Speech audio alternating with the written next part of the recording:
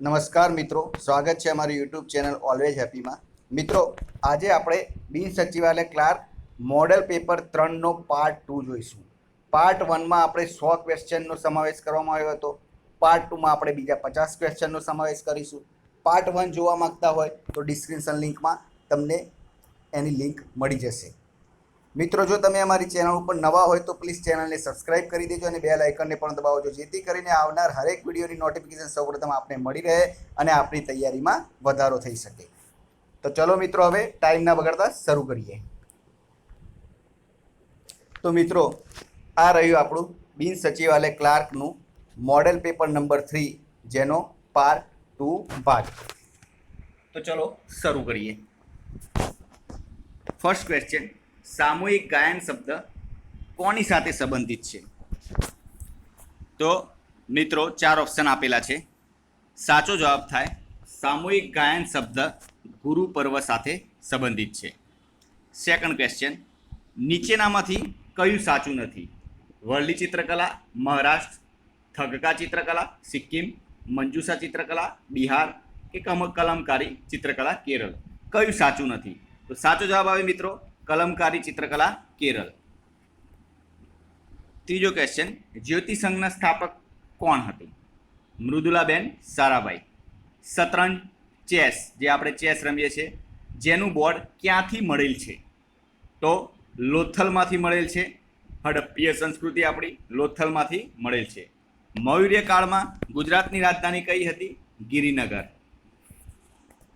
છઠ્ઠો ક્વેશ્ચન, રંગપુર શોધનાર કોણ હતા? માધવ સ્વરૂપ વત્સ. ગુજરાતને દિલ્હી સલ્તનતમાં ભેળવનાર શાસક કોણ હતો? અલાઉદ્દીન ખિલજી. વાઘેલા વંશના પ્રથમ રાજા કોણ હતા? વિસલદેવ. રુદ્રામન શિલાલેખ ક્યાં આવેલો છે? તો ગિરનારમાં. ગુજરાતના અશોક તરીકે કોણ પ્રસિદ્ધ છે? કુમારપાળ સોલંકી. કાંકરિયા તળાવ કોણે બંધાવ્યું હતું? કુતુબુદ્દીન ઐબકે. 12મો ક્વેશ્ચન, નીચેનામાંથી કઈ સંસ્થા ગાંધીજી સાથે સંકળાયેલ ન હતી? સાબરમતી આશ્રમ, સેવાગ્રામ આશ્રમ, ફિનિક્સ આશ્રમ કે વિશ્વ ભારતી? તો મિત્રો, સાચો જવાબ આવે વિશ્વ ભારતી. ગુજરાતના સંત સુલતાન તરીકે કોણ ઓળખાય છે? તો મુઝફ્ફર શાહ બીજો. ગાંધીજીને રેટિયાની ભેટ કોણે આપી હતી? ભરૂચની ગંગાબાઈએ ગાંધીજીને રેટિયાની ભેટ આપી હતી. બાદશાહનો હજીરો નામની ઇમારત અમદાવાદમાં કયા સ્થળે આવેલ છે? માણેક ચોક. 16મો ક્વેશ્ચન, મહાત્મા ગાંધીજીએ ગુજરાતની કઈ લડતને ધર્મયુદ્ધનું નામ આપ્યું હતું? તો ગુજરાતની અમદાવાદ મિલ સત્યાગ્રહ લડતને ગાંધીજીએ ધર્મયુદ્ધનું નામ આપ્યું હતું. સમર ફેસ્ટિવલ કયા સ્થળે ઉજવાય છે? સાપુતારા.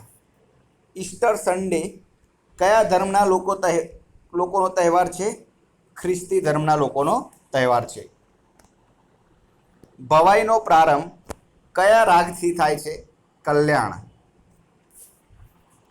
શ્રાદ્ધ પક્ષની શરૂઆત ક્યારે થાય છે? ભાદરવી પૂનમ. વસંતોત્સવ કયા મહિનામાં યોજાય છે? ફેબ્રુઆરી. માધવરાયનો મેળો કયા મહિનામાં ભરાય છે? ચૈત્ર. કબીરવડ કઈ નદીના સંગમ સ્થળ પર આવેલો છે? તો નર્મદા અને કાવેરી નદીના સંગમ સ્થળ પર આવેલ છે. રાષ્ટ્રીય ડોલ્ફિન સંશોધન કેન્દ્ર ક્યાં ખુલવાનું છે? પટના. 15મો પ્રવાસી ભારતીય દિવસ ક્યાં ઉજવવાનો છે? વારાણસી. મથિકેટન રાષ્ટ્રીય ઉદ્યાન ક્યાં આવેલું છે? તો કેરળમાં. ગારિયાધાર તાલુકો ગુજરાત રાજ્યના કયા જિલ્લામાં આવેલ છે? ભાવનગર. વિશ્વ હિન્દી દિવસ ક્યારે ઉજવવામાં આવે છે? 10 જાન્યુઆરી.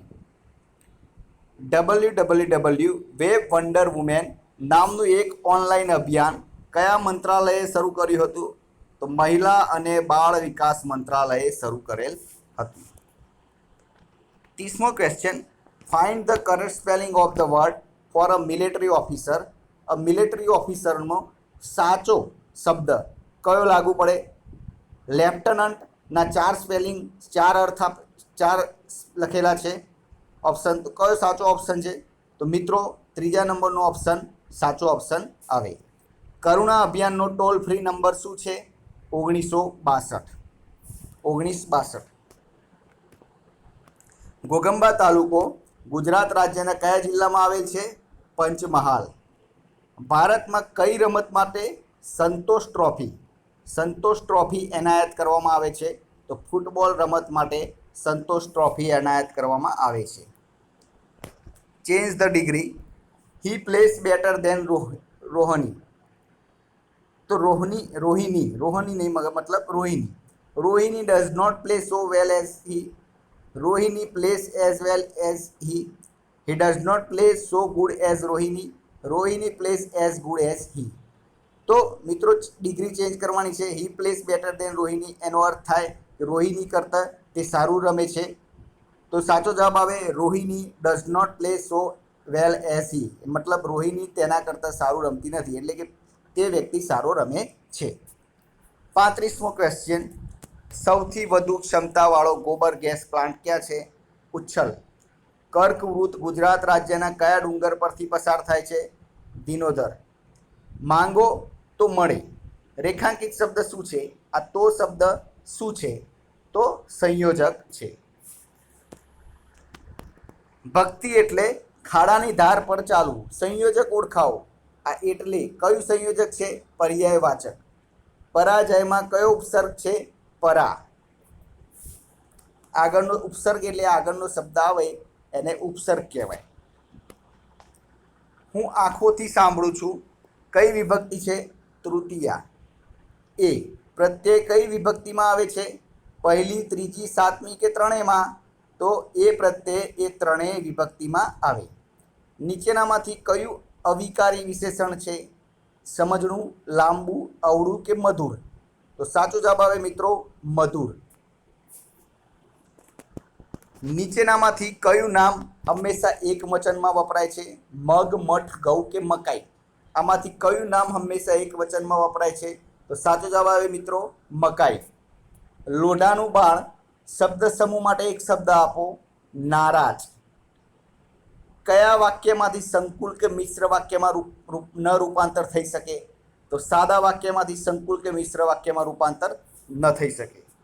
તળપદો શબ્દ મોખ નું શિષ્ટ રૂપ શું છે? અનુકૂળતા. પૂર્ણ સ્વરૂપ કયો સમાસ છે? કર્મધાર્ય. આ ચિત્રો કોણે દોર્યા? વાક્યમાં કોણે. કર્તા પદ નીચે પૈકી શું છે? વિશેષણ છે, સર્વનામ છે, સંજ્ઞા છે કે કૃદંત છે? તો સાચો જવાબ આવે મિત્રો સર્વનામ છે. પાવક શબ્દનો વિરોધી લખો. અપવિત્ર. And last question. નીચેના પૈકી કયો શબ્દ રામનો પર્યાય નથી? રામનો પર્યાય નથી. ભૂદેવ, નૃપતિ, માહિપાલ કે ક્ષિતિપાલ? તો રામનો પર્યાય નથી. તો સાચો જવાબ આવે મિત્રો ભૂદેવ. ભૂદેવ એ રામનો પર્યાય નથી. તો મિત્રો આ હતો આપણો આજનો વિડીયો, જેમાં આપણે 50 પ્રશ્નોનો સમાવેશ કર્યો. આવતા વિડીયોમાં આપણે બીજા 50 પ્રશ્નોનો સમાવેશ કરશું, એટલે કે મોડેલ પેપર નંબર 3 200 માર્ક્સનું આપણું પૂરું થશે. મિત્રો તમે જો ચેનલ ઉપર નવા હોય તો પ્લીઝ ચેનલને સબસ્ક્રાઈબ કરજો, જેથી કરીને આપણી ગુજરાત ગવર્મેન્ટની ભરતીમાં તમને આ પ્રશ્નો ઉપયોગી થઈ શકે અને આપણી તૈયારીમાં વધારો થઈ શકે.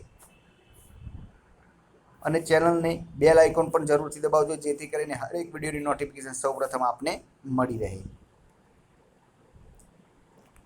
તો ચલો મિત્રો હવે નવા વિડીયો સાથે મળીશું કાલે. જય હિન્દ, જય ભારત.